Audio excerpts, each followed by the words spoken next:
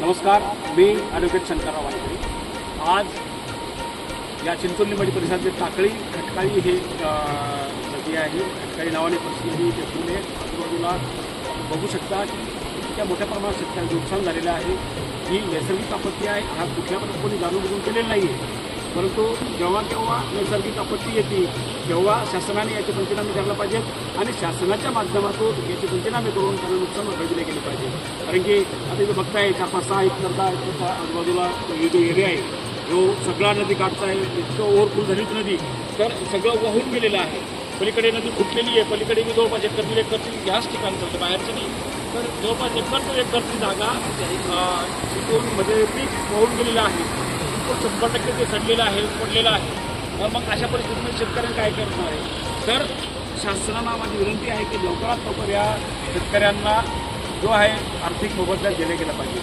केव्हा पंचनामा होईल, केव्हा येईल, केव्हा ताजं शेतकऱ्यांचं पीक गेलेलं आहे आणि शेतकरी अत्यंत परिस्थितीमध्ये बेकार परिस्थितीमध्ये आहे।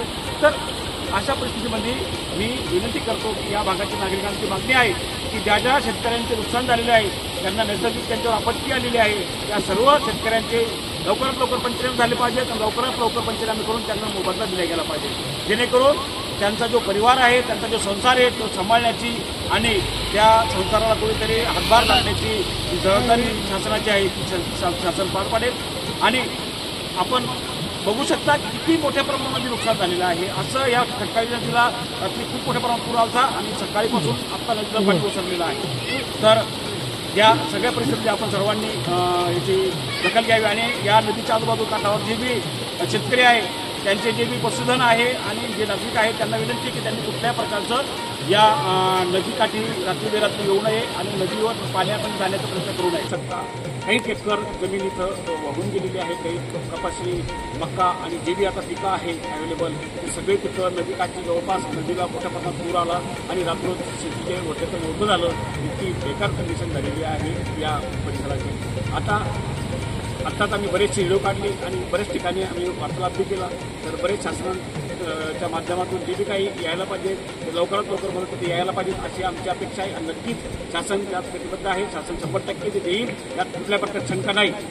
परंतु जो हाताला आलेलं पीक आपण बघू शकता अशी अक्षरशः होऊन चाललेली आहे आणि मक्काचे जे शेतं आहे ते जवळपास खाली पडलेले एकदम झोपलेले, सगळे मक्का नासधूस झालेले आहे, त्याला कुठल्याही प्रकारचं त्याच्यामध्ये जीव राहिलेलं नाही आहे। जे पीक हातात येणार आहे लगेच ते त्याचं म्हणजे आता शेतकरी जवळपास महिन्याभरामध्ये येतील सगळं संपून गेलं असतं। 1 महिन्याच्या आतमध्ये सगळे निघणारे पिकं आहेत ते पिकं म्हणजे आता शेतकऱ्याच्या हातात चालल्या गेलेल्या आहेत। टाकळी, घाटशेंद्रा, जवळपास बरकतपूर, चिंचोली, लिंबाजी, वाकी, नेवपूर, या वाकोद, शेलगाव, दिगाव, खेडी, बोरगाव, सावखेडा हे जे गावं आहे या नदीच्या आजूबाजूला, पूर्ण नदीच्या आजूबाजूला छोट्या नद्या आहेत, जशी खटकाळी आहे, तिकडे लोणी आहे, त्या नद्यांना पूर आला आणि मोठ्या प्रमाणात या भागातील जी शेती आहे ती जवळपास सगळी संपलेली आहे। म्हणजे झाडाची झाडं इतका मोठा पूर होता, इतकं म्हणजे ढगफुटी झालेली होती की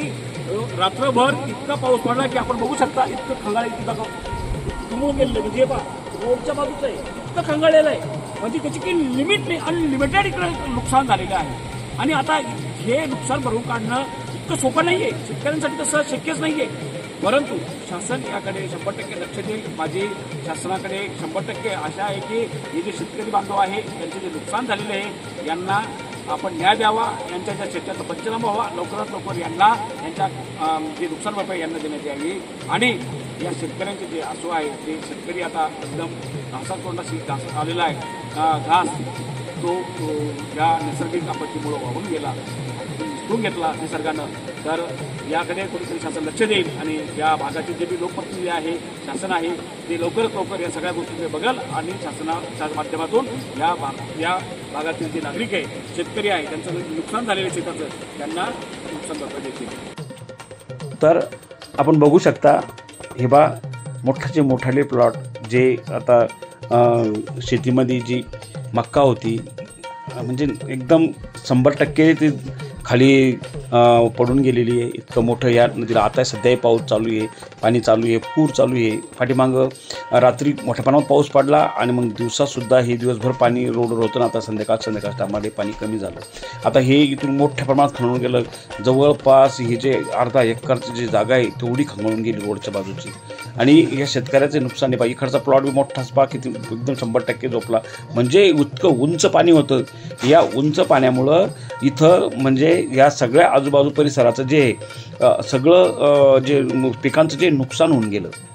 त्यामुळं कुठेतरी हे जे आहे या ज्या शेतकऱ्यांचं जे नुकसान झालेलं आहे त्याची कुठेतरी आपल्या सर्वांना च्या माध्यमातून, सरकारच्या माध्यमातून, सामाजिक कार्यकर्त्याच्या माध्यमातून, जे बी लोकप्रतिनिधी त्यांच्या माध्यमातून, तहसीलदार व जिल्हाधिकारी साहेब यांच्या माध्यमातून या सगळं पिकाची पाहणी झाली पाहिजेत. वेळोवेळी यांचे पंचनामे झाले पाहिजेत आणि लवकरात लवकर यांना या शेतकऱ्यांना त्याचा मोबदला त्यांच्यापर्यंत पोहोचला पाहिजेत, जेणेकरून त्यांना पुनर्वसन करता येईल आणि त्यांनासुद्धा मुख्य पर्वामध्ये आणण्यासाठी जो प्रयत्न आपल्याला करता येईल तेवढा तो प्रयत्न झाला पाहिजे. कारण की नैसर्गिक आपत्ती आहे, साहजिकच आहे. प्रत्येक जणाने याकडं लक्ष देणं गरजेचं आहे. आता आम्ही सामाजिक कार्यकर्त्याच्या माध्यमातून हे तात्याराव भुजंग झाले, अमृता चौगुले झाले व आजूबाजू परिसरातले जे बी नवाबशेठ झाले, हे जे लोक आहे हे मोठ्या प्रमाणामध्ये शासन या ज्या लोकांचं नुकसान झालेलं आहे ते सर्व दाखवण्याचा प्रयत्न करत आहे.